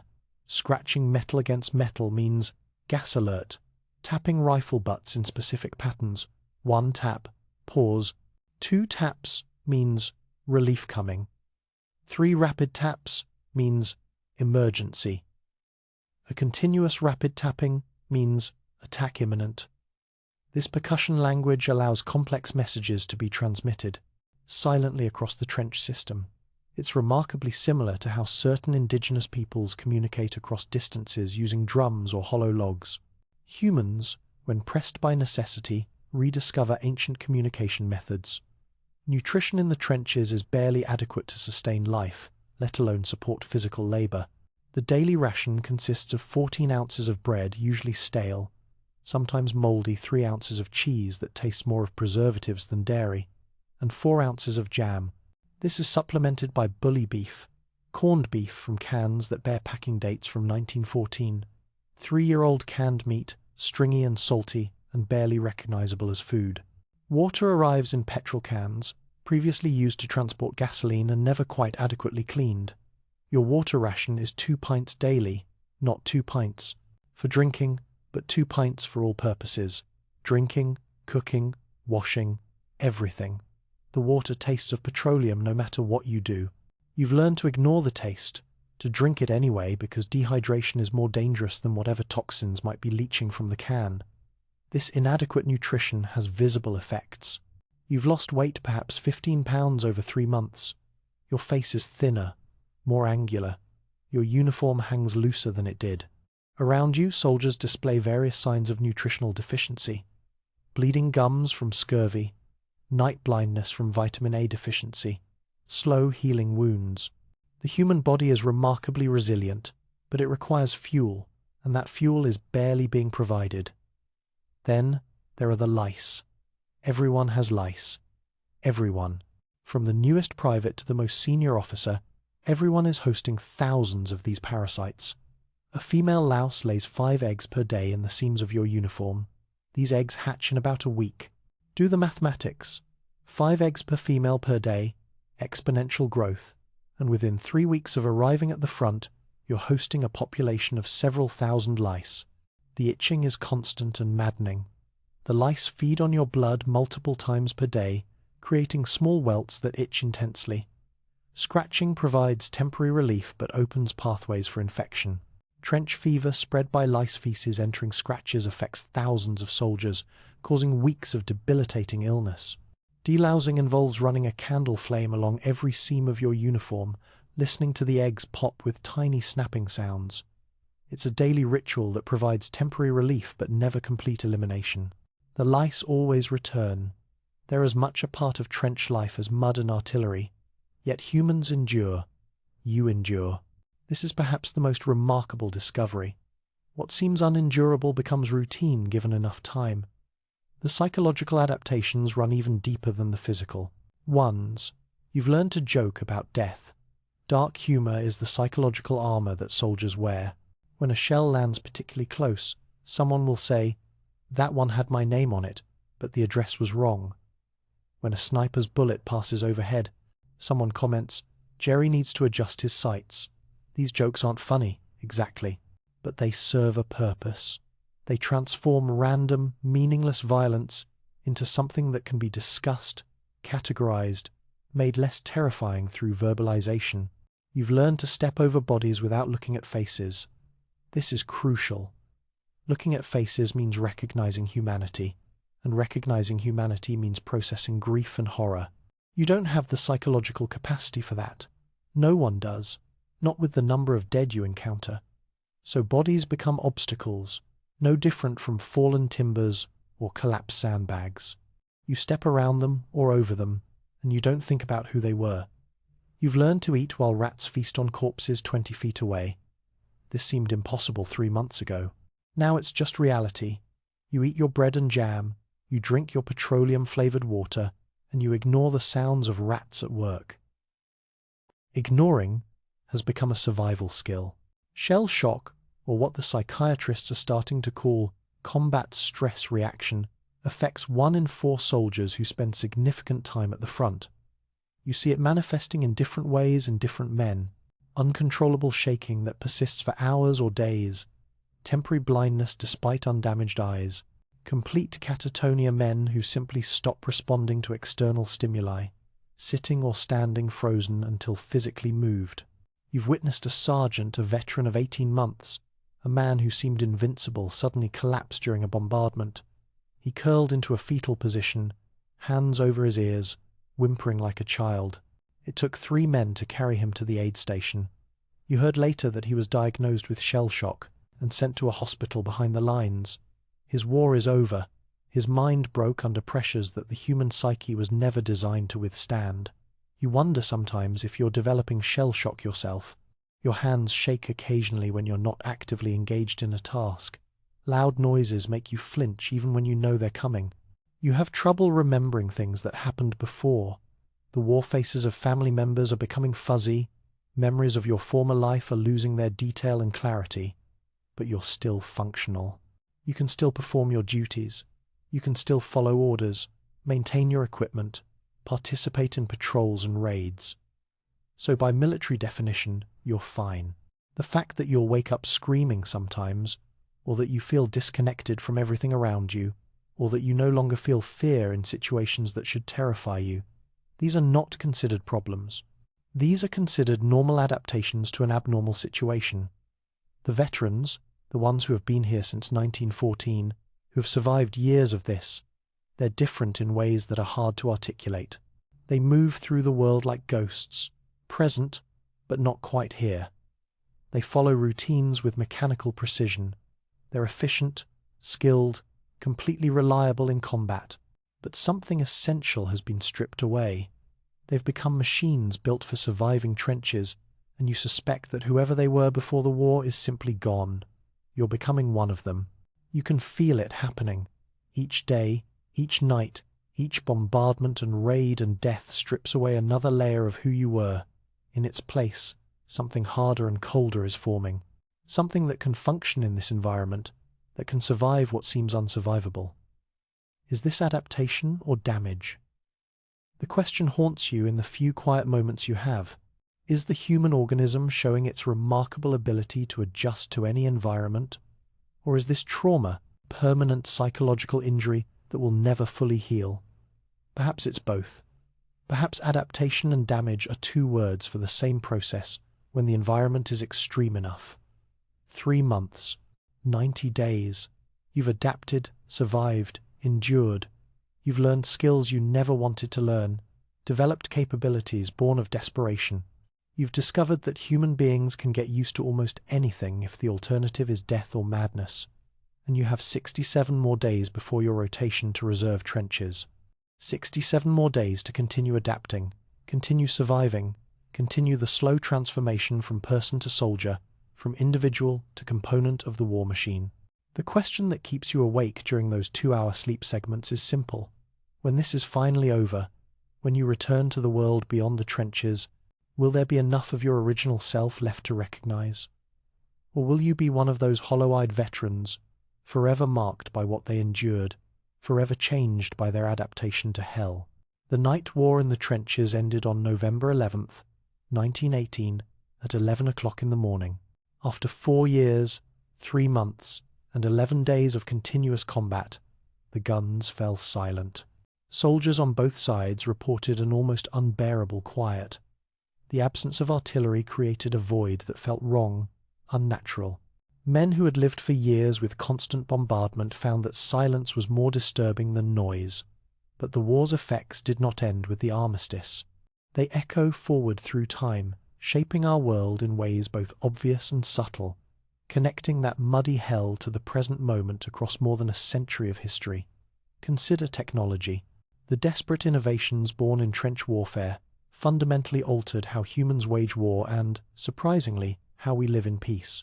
Night vision devices, the technology that allows soldiers and civilians to see in darkness, trace their lineage directly to primitive infrared scopes tested in 1918. Those first devices were crude, barely functional, requiring enormous battery packs and providing only the faintest enhancement of night vision. But they proved the concept. Electromagnetic radiation invisible to the human eye could be captured, amplified, and converted into visible images. Modern night vision technology, used by military forces, law enforcement, and even wildlife researchers, descends from those desperate attempts to gain advantage in the darkness of no man's land. Every time a soldier uses night vision goggles, every time a documentary filmmaker captures nocturnal animal behavior, every time a security camera records in darkness, that capability exists because men in trenches needed to see at night. The elaborate listening posts that dotted no man's land evolved into modern acoustic detection systems. The soldiers who pressed their ears to the ground or used primitive directional microphones to detect enemy movement were pioneering techniques that have transformed into systems capable of identifying aircraft at 50 miles, detecting submarines through kilometers of ocean, or even sensing earthquakes before they become destructive. Medical advances born in the trenches transformed healthcare far beyond military applications. Plastic surgery as a medical specialty was essentially invented to address the horrific facial injuries caused by artillery shrapnel and machine gun fire. Harold Gillies, a New Zealand surgeon, performed 11,000 facial reconstruction surgeries during and immediately after the war, developing techniques still used today. Every modern reconstructive surgery, every cleft palate repair, every burn treatment owes something to lessons learned in treating trench casualties. Blood banks, the ability to store blood for transfusion, rather than requiring immediate donor-to-recipient transfer, were developed because battlefield casualties arrived too quickly for individual matching. Doctors discovered that sodium citrate prevented clotting, allowing blood to be stored for 21 days.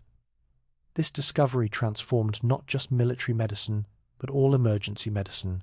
Every blood transfusion today, whether for accident victims or surgical patients or people with blood disorders, relies on storage techniques developed to save soldiers bleeding out in field hospitals. The psychological toll created entirely new understanding of the human mind under extreme stress. Shell shock, later renamed combat fatigue, then post-traumatic stress disorder, forced the medical establishment to acknowledge that breaking points exist not from cowardice but from neurological overload. 80,000 documented cases of shell shock during the war overwhelmed military medical systems and forced the development of military psychiatry as a distinct discipline. We now understand that trauma creates measurable changes in brain structure and chemistry. That exposure to sustained stress alters how the amygdala processes fear, how the hippocampus stores memories, how the prefrontal cortex regulates emotion.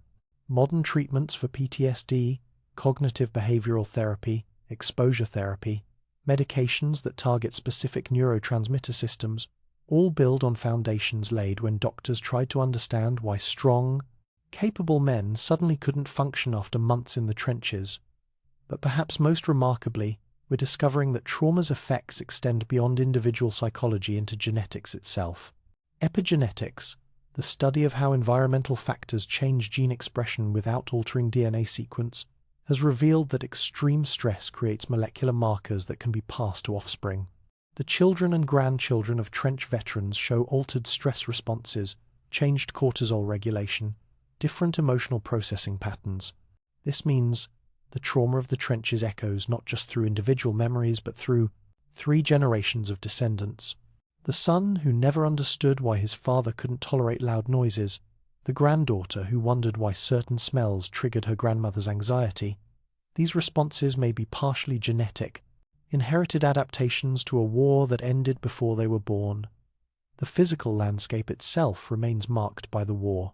The Western Front is still visible from space, a scar across Europe where vegetation grows differently over the former trench lines. The soil chemistry was permanently altered by millions of tons of high explosives, by the decay of bodies and equipment, by chemicals that have not fully degraded even after more than a century. Farmers in Belgium and France still harvest what they call the iron harvest, unexploded artillery shells that surface each year as ploughing disturbs the soil. 900 tons of unexploded munitions are recovered annually. 900 tons, more than a century after the guns fell silent.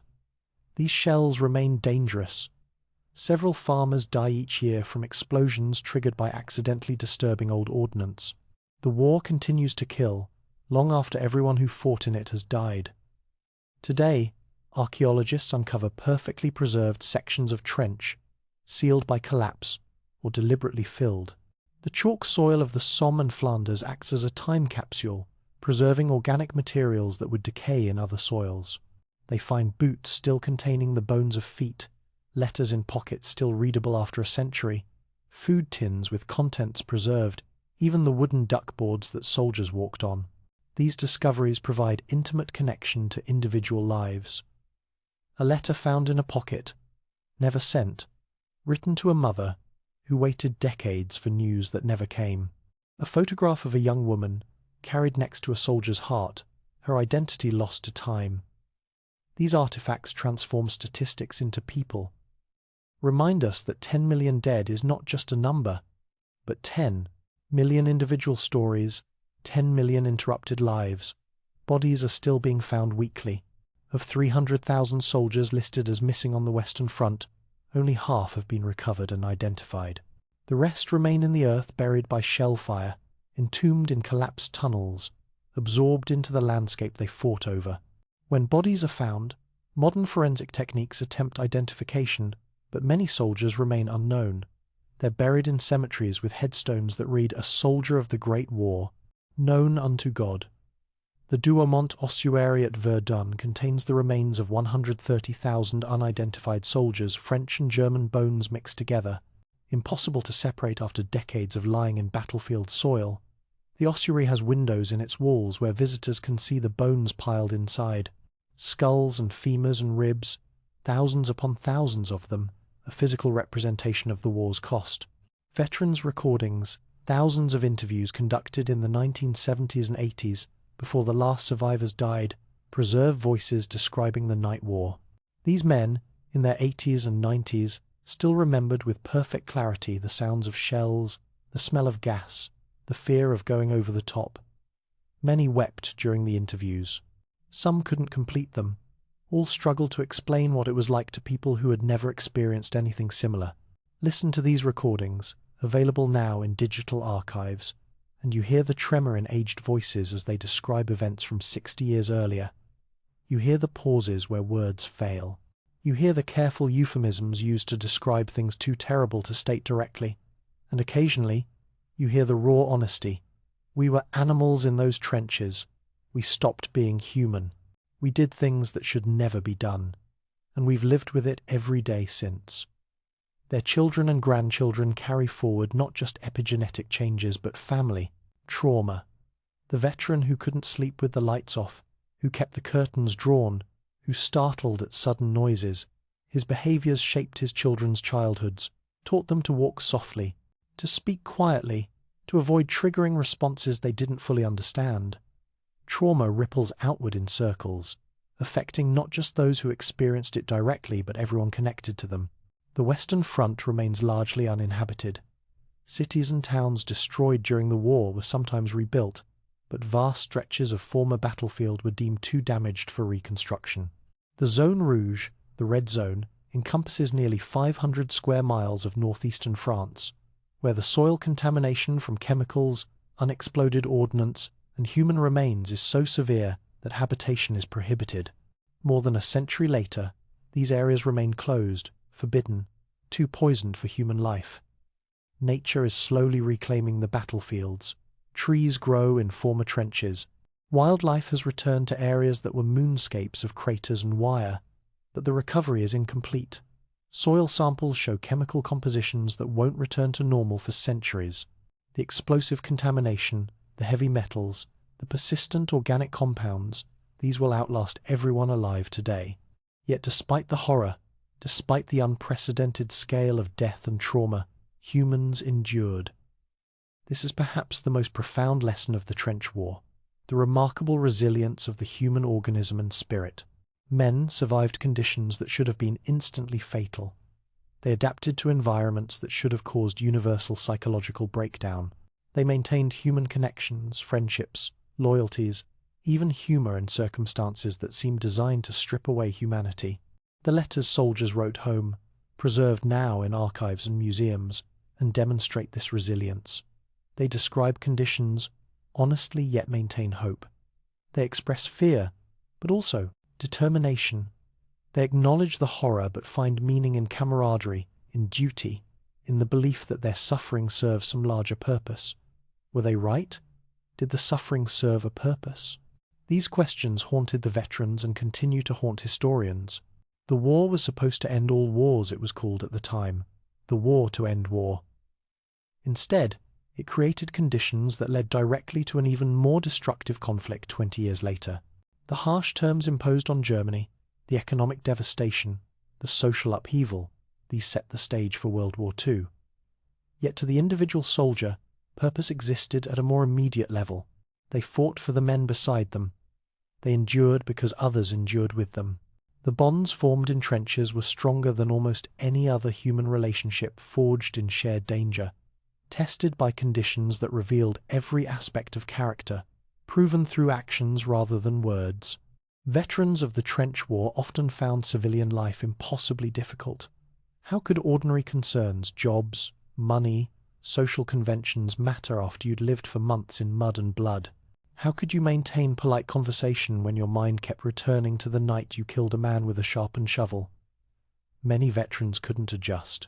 Alcoholism, suicide, chronic unemployment, these were common outcomes. But others found ways forward. They built lives defined partly by their war experience but not entirely consumed by it. They became teachers, farmers, businessmen, artists. They raised families, contributed to communities, found meaning beyond the trenches. Their resilience manifested not in forgetting or denying what happened, but in refusing to let it become their entire identity. The trenches of the Western Front stand as humanity's most terrible teacher, revealing both our capacity for inflicting suffering and our ability to endure it. They show us what happens when industrial technology meets primitive human aggression, when modern killing power combines with ancient warrior codes, when millions of young men are sent to fight in conditions that guarantee mass death. These trenches, where 10 million soldiers died, where countless more were physically or psychologically maimed, where the earth itself was transformed into something hostile and alien, they force us to confront questions about human nature that have no comfortable answers. Are we fundamentally violent, requiring only opportunity and justification to engage in mass slaughter? Or are we fundamentally resilient, capable of surviving and maintaining humanity even in hell? Perhaps we are both. Perhaps the same qualities that allowed adaptation to trench warfare. The ability to compartmentalize, to find dark humor in darkness, to form fierce loyalties, to follow orders, even when they lead toward death. Perhaps these are simply aspects of human psychology that can be turned toward either construction or destruction, survival or slaughter. The Night War continues to echo forward. Every veteran of every subsequent conflict who struggles with PTSD, every advancement in trauma treatment, every improvement in military medicine, every technology that traces its origin to trench innovation, these are reverberations of those 4 years when millions of men lived and fought in darkness.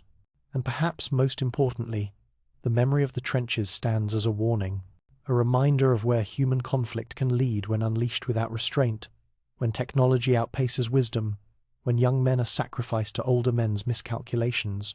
The cemeteries that dot the former Western Front, row upon row of white headstones, each marking a life cut short. These are monuments not to glory but to waste, not to victory but to tragedy. Stand in one of these cemeteries on a quiet evening. Watch the sun set behind rows of crosses. Listen to the wind moving through the trees that have grown where trenches once ran. And consider, this landscape, now peaceful, once hosted the greatest concentration of violence in human history. This ground, now covered with grass and flowers, once ran with blood and echoed with screams. The echoes persist. Through the changed genetics of descendants, through the technologies we use daily, through the medical knowledge that saves lives, through the psychological understanding that helps heal trauma, through the physical scars that mark the landscape itself. The trenches are gone, filled in or collapsed, but what happened there remains woven into the fabric of our world. Remember them. Not to glorify war or celebrate violence, but to honor those who endured what should never have been endured, to acknowledge the price paid for lessons learned, to ensure that the terrible knowledge purchased with so much suffering is not forgotten. The Night War is over, but its echoes will reverberate through time for generations yet unborn, a permanent reminder of both humanity's capacity for darkness and our stubborn, remarkable ability to survive it.